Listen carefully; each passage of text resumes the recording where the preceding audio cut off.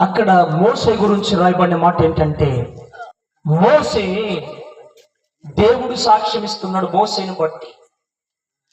భూమి మీద ఉండే మనుషులందరికంటే మోసే మికిలి స్వాతికుడు అని రాయబడింది బైబిల్లో. ఆమేన్, హల్లెలూయా.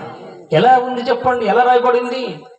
భూమి మీద ఉండే ప్రజలందరికంటే మోసే మికిలి స్వాతికుడు, యథార్థమైన వాడు, నీతిగా జీవించేవాడు, నీతి మాటలు చెప్పేవాడు, యథార్థమైన మాటలు చెప్పేవాడు.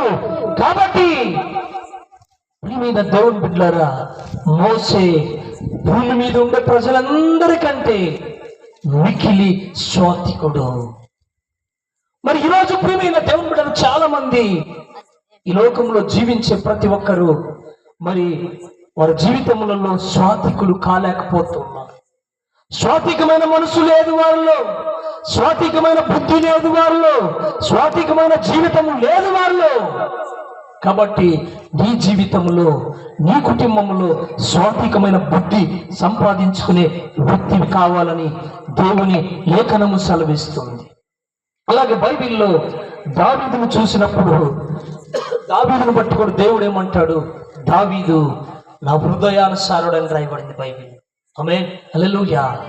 దావీదు నా హృదయానుసారుడు, యథార్థవంతుడు, నీతి మాటలు చెప్పేవాడు, నీతిగా జీవించే వ్యక్తి. దావీదు లాంటి వారు ఒక్కరు ఉన్నా చాలు. ప్రియమైన దేవుని బిడ్డరా, దావీదు యథార్థవంతుడని దేవుని లేఖనము సెలవిస్తుంది. అలాగే